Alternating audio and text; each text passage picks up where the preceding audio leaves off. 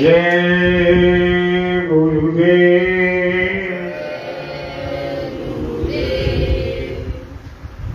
ये विनती दासी करे प्रेम सिंधु की धार, धारा उमगे प्रेम की जाका वारे न पार। सन्मुख ठाड़ी होए कर विनती करूं पुकार। भाग्यहीन मैं क्यों हुई स्वामी तुम दरबार। तुमसे दाता कोई नहीं सबको लेना तार। मुझे अपराध नहीं न की अभी न आई वार। मैं तड़पति तव दर्श को जैसे चंद्र चकोर। शीत जय जिन स्वाति को मोर चाहे घने घोर।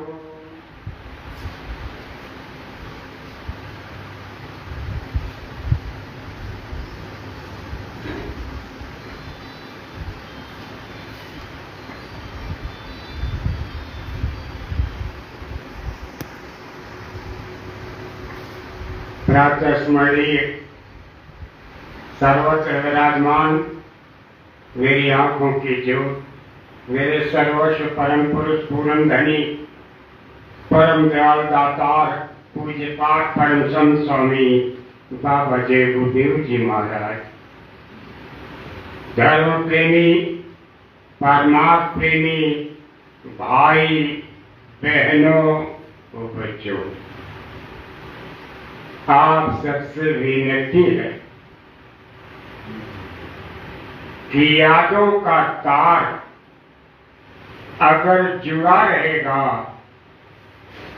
तो दया धार का आना बना रहेगा। स्वामी जी महाराज ने कहा, जब मैं तुम्हें याद करता हूं तब तुम मुझे याद करते हो। कहने का अर्थ है हमारी यादों में, हमारी चेहरे में, हमारी बुद्धि में और बुद्धि की सोच में जो भी सरगम गूंज रहा है, जो भी यादों की कथाएं चल रही हैं, जिन विषयों पर विचार कर रहे हैं, ये उसकी मौत से। अगर उसकी मौत की धार हट जाए तो हम याद करना बंद कर देते हैं। जैसे दर्द जब अपनी बढ़ती है, कहते हैं मुझे ये दर्द है, और इस दर्द का इलाज हो, उसके निमित्त आप हैरान और परेशान होते हैं। तमाम तरह की उलझनों को लेकर के आप भटकते हैं और उन परेशानियों का कोई अंत नहीं है। जबकि महात्मा महापुरुष एक लंबे अरसे से समझाते चले आ रहे हैं कि जन्म मरण सुख दुख अनुभोगा, हानि लाभ प्रिय मिलन वियोगा। काल कर्म बसे होई गोसाई, पर बस रात दिवस की नाई। कहते हैं जन्मना, किसी का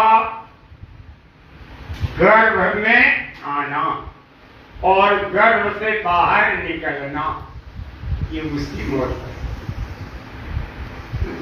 बगैर उसकी मर्जी के कुछ भी होने वाला नहीं। बीच के जितने भी वृत्तांत हैं और जितने भी कारण हैं, ये उसकी मौत से। जब घटाएं गिरती हैं तो बरसात होती है, और जब देखा बरसात तो आए तो सूखे बादल है। इनसे वर्षा होने की उम्मीद मत करना। तो जो आपके भाग्य में लिखा हुआ है, जिसका लेना देना है, जो अवश्यंभावी है, वह आएगा। और बार बार आप गुणगान करते हैं कि ऐसा होना चाहिए, वैसा होना चाहिए, लेकिन नियम है। उन नियमों को अगर भूल जाओगे तो परिणाम उतना बेहतर सुखद नहीं होगा। यही है बद परहेजी। कोई भी आप काम कर रहे हो, पूरी सावधानी के साथ, विवेक के साथ आप करोगे तो उतना ही बेहतर लाभ मिलेगा। किसी का जन्मना और किसी का जाना, आप लाभ चाहो कि समय से पहले विदा कर दो, नहीं कर सकते। सारे शहर के लोग मनाते नहीं, ये चला जाए, नहीं जा सकता। लेकिन जब जाने का समय आ जाएगा, सबके सब रोकना चाहोगे तो भी वो रुकने वाला नहीं। जन्मना मरना, हानि और लाभ, यश और अपयश, ये उसकी मौत से होता है। काल कर्म वश होई गोसाई। हे गोसाई, इंद्रियों के मालिक, हे मन, तुम संतुष्ट हो जाओ। विलाप करने की कोई आवश्यकता नहीं। जगह जगह आप गाना गाओगे, हमारी ये तकलीफ है, वो तकलीफ है, ये क्या फायदा? आप याद करो या न करो, सुबह और शाम तुम्हारे बुलाने से नहीं होता है कि सुबह हो गए अब शाम होने वाली होगी, अवश्यंभावी है। रात ही गुजरेगी और दूसरा दिन आएगा। जैसे जो क्रम चल रहा है वैसे ही चलता रहेगा। जाड़ा गर्मी बरसात वैसे ही चलता रहेगा। सोचने से क्या फायदा? स्वामी जी महाराज ने कहा, सोचना वोचना उतार करके रख दो। जो कहा जाए वो करने में लग जाओ, तब तो तुम्हारी आत्मा का कल्याण हो जाएगा, वरना इसके अलावा और कोई दूसरा विकल्प नहीं। महात्मा महापुरुष कहते हैं कि गुरु के वचन प्रतीति न जेहि, सपने हूँ सुलभ हो न सुख सिद्धि। गुरु के वचनों में जिसका विश्वास नहीं है, जिनके अंदर संशय है, संशय आत्मा विनश्य। अगर आप संशय करोगे तो आत्मा विनाश के रास्ते पर भटक जाएगी। आप विश्वास करो। विश्वास करने की वजह से महाराज दशरथ का विलाप थमा है, वरना कितना दुखी थे। ये तो हमारा बंसी डूब जाएगा। सीधे वशिष्ठ ने इतना कहा कि धरो धीर वह शुद्ध चारी, त्रिभुवन विदित भगत भय आई। त्रिभुवन में विख्यात होंगे और भक्तों के भय का निवारण करेंगे। प्रेमी भाई बहनों, ये है गुरु के वचनों पर विश्वास करना। हमारे स्वामी जी महाराज ने कहा, ये सोचना उतार के रख दो। एक तो होता है सोचना और बार बार उसी को घूरने पर तो सोच रहे हैं, बार बार उसी को उलट पलट करके। जब जो होना है निश्चित है तो बारंबार सोचना ये भारी गुनाह है। स्वामी जी महाराज कहते, जब तुम मुझे भी भूलने लगते हो तो याद कराने के लिए मैं तुम्हें याद करता हूं, और जब याद करता हूं तो तुम भी मुझको याद करते हो। यह संकेत है। इसीलिए सुमिरन और साधन भजन की प्रक्रिया निश्चित की गई। महात्मा महापुरुष कहते हैं कि जिनका मन निर्मल है वो मुझे प्राप्त कर सकते हैं। निर्मल मन सो जन मोहि पावा, मोह कपट छल छिद्र न आवा। मोटी बात आप पकड़िए कि जिनका मन निर्मल है वो मुझको प्राप्त कर सकते हैं। हिंदू हो, मुसलमान हो, सिख, ईसाई, यहूदी, पारसी हो, जैन, बौद्ध हो, कोई भी हो, जरा विचार करो मन कैसे साफ होगा। पोथी पुराण पढ़ने से, मंदिर मस्जिद गिरजाघर गुरुद्वारे में जाने से, तमाम सेवाओं से या अनेकानेक कर्मों से कैसे मन साफ होगा। क्या मन पर गंदगी की जो परत चढ़ी हुई है, महापुरुषों ने कहा पहाड़ के पहाड़ लगे हुए, इसे आप खत्म कर सकते हो या कर्म चढ़ने से आप रोक सकते हो? क्या बुराइयों से बचने का अवसर आपके हाथ में है? अगर है तो मानने को तैयार नहीं, और नहीं मानने का परिणाम भी नहीं जानते हो। बताओ कैसे बचा सकते हो, कैसे मन को साफ कर सकते हो? यदि केवल एक बात कही जा रही है कि निर्मल मन सो जन मोहि पावा।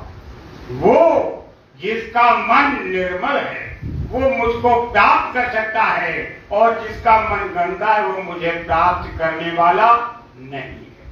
उसके अंदर ऐसी सोच का उदय ही नहीं हो रहा, तो बोलो क्या होगा। देवी भाई बहनों,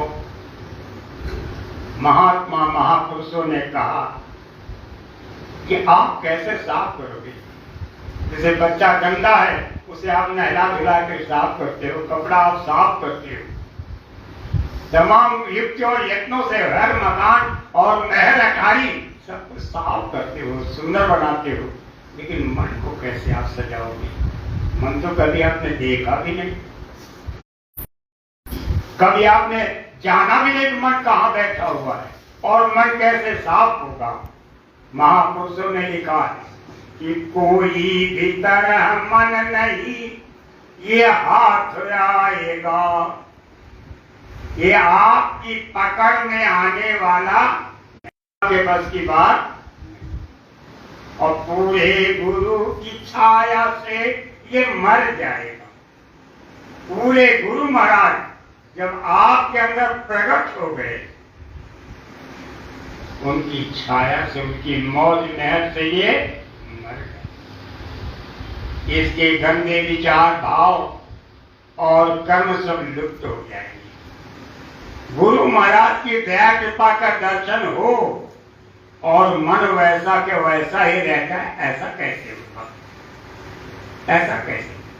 लिखा है कि बंदौ गुरु पद कंज कृपा सिंधु नर रूप हरि महामोह तम कुंज जासु वचन रवि कर निकर। जिनके वचन सूर्य की किरण के समान होते हैं। सूर्य सामने आया, किरणों का प्रभाव आपने देखा और अंधेरा छंटता चला गया।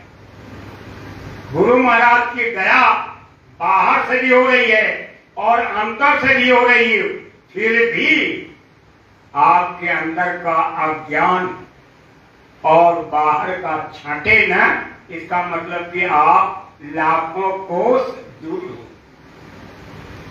सुन तो रहे हो लेकिन प्रभाव से और लाभ से आप वंचित हो। बोले किस काम आया?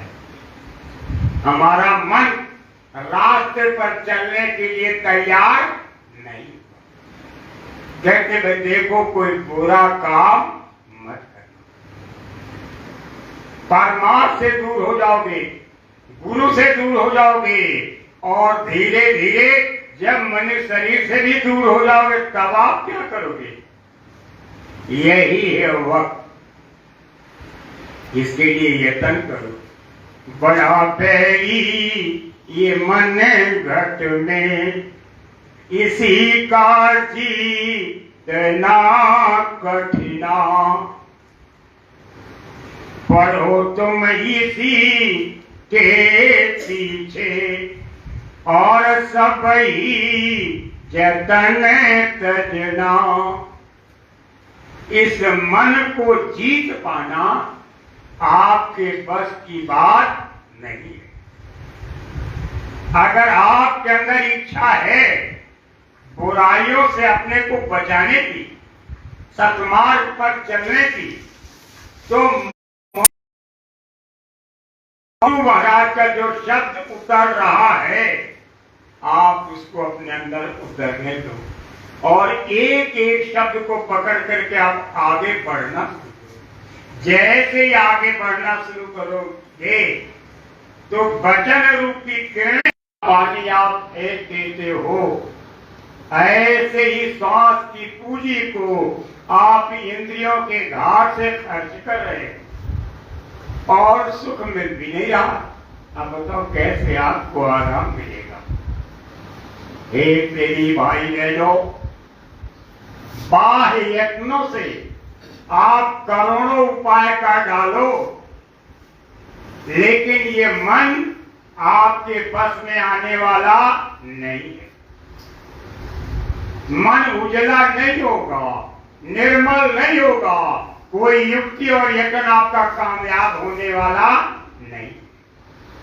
ये गंदगी जाने कितने लंबे अरसे गुजर गए और यहां आकर के कितना बुरा बन चुका है और किस कदर मदान हो चुका है, इतना मतवाला हो चुका है, वो परम प्रभु को भी चुनौती देता है। महात्माओं ने तो इस तरह कहा कि महाराज जी आपने बहुत पतितों को तार दिया है, मुझ जैसे पतित को भी अगर तार दे मैं आपको बहादुर। आखिर ये शब्द क्या कहता है कि हम इतने पापी हैं, इतने बुरे हैं, इतने मैले हैं, हमारा रूप इतना घिनौना है कि महाराज आप कैसे पास भी आना नहीं चाहते, देखना भी नहीं चाहते, पार कैसे करोगे। सोचने की बात ये है। हे प्रेमी भाई बहनों, हम दिन रात इंद्रियों के घाट पर बैठ करके भोगों का भोग भोगने का ताना बाना बुनते रहते हैं और साफ कहती है सूरत से मन कि देखो मन, मैं भी चाहता हूं कि मैं महात्मा के पास चलूं, महात्मा की बात को सुनूं और उसे स्वीकार करूं, लेकिन जैसे ही भोगों की तरफ मेरा रुख होता है तो मैं सब कुछ भूल जाता हूं और भोग देख ही मेरा मन ललचाए। भोगों को जब मैं देखता हूं तो मेरे मन में लालच पैदा हो जाता है और जब लालच पैदा हो गया तो नतीजा क्या होगा कि कामी क्रोधी लालची इनते भक्ति न होए और भक्ति करे कोई सूरमा, जाति वरण कुल होए। कामी है, क्रोधी है, लालची है। और ये कैसे पैदा होता है? जब उसके अंदर लालच आ गया कि हम मैं अपनी शौक पूरी कर लूं और नहीं मिला, शौक पूरी नहीं हुई तो क्रोध आ जाता है और फिर कुछ और सोचने लगता है, फिर कुछ और सोचने लगता है, यानी पतन का कारण बन जाता है। साफ होकर दिल का हुजरा साफ होकर जाना कि आने के लिए ध्यान गैरों का उठा, ध्यान गैरों का उठा।